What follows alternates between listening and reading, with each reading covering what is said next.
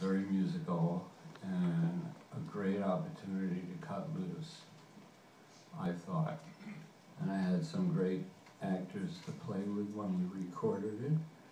You can't get the recording naturally, but it had Willem Dafoe, Elizabeth Ashley, and Katie Volk, Fisher Stevens, an amazing double record that you can't get out of print forever. Which is what happens when you do something good.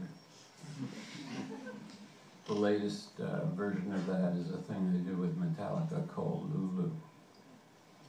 If you ever listen to that, it's really something, but you better get it while you can.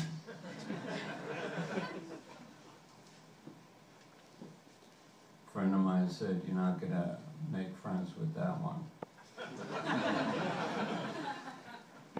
But I'm not trying to make friends.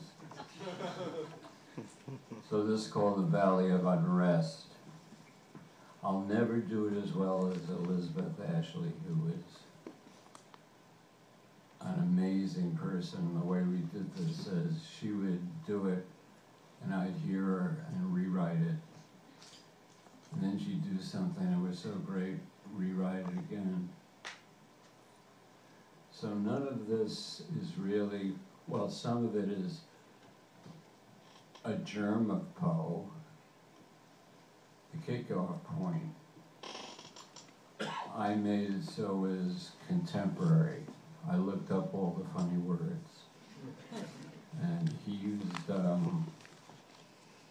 arcane words in the first place, and it only made it more difficult when you're reading it. Certainly, people like myself have no idea what it was referring to. The bust of who? And I have to sit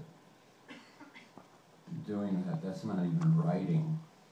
That's just poring over a dictionary. Not a rock and roll thing to do. Far away, far away. Are not all lovely things far away?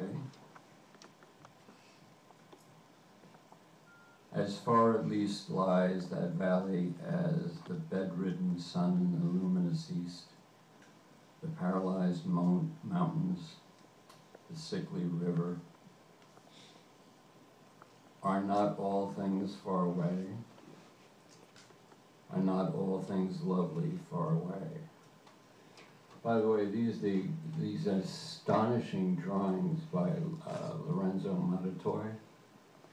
I was so honored to work with him and have him do these illustrations. They're really amazing. And if you don't change it every second and a half and just let them look at it for a minute, you'll see details in there that are kind of, look at that. Isn't that stunning? Wow. I've stared at these pictures for hours. I love them so much. It's so beautiful. It is a valley where time is not interrupted, where its history shall not be interpreted, stories of Satan's dart, of angel wings, unhappy things within the valley of unrest. The sun ray dripped all red. The dell was silent, all the people having gone to war, leaving no interrogator or to mind the willful, looting the pale past knowledge. Doesn't that kill you? The pale past knowledge. I'd do anything to have written that. The sly, mysterious stars, the unguarded flowers leaning, the tulips overhead paler, the terror-stricken sky.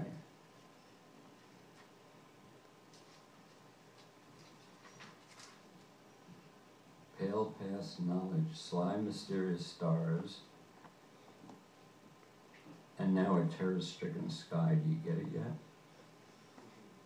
rolling like a waterfall over the horizon's fiery wall, a visage full of meaning. How the unhappy shall confess as Roderick watches like a human eye, while the violets and lilies wave like banners in the sky, hovering over and above a grave as dewdrops on the freshly planted eternal dew coming down in gems.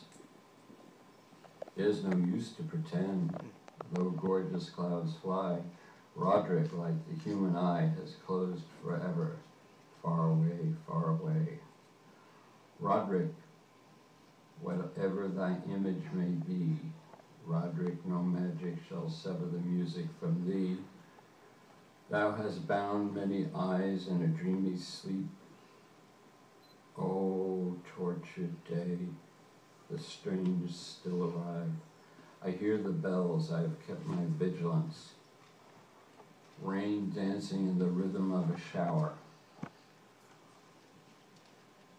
Over what guilty spirit to not hear the beating, to not hear the beating heart, but only tears of perfect moan, only tears of perfect moan. Death has reared himself a throne in a strange city alone. Death has reared himself a throne in a strange city alone.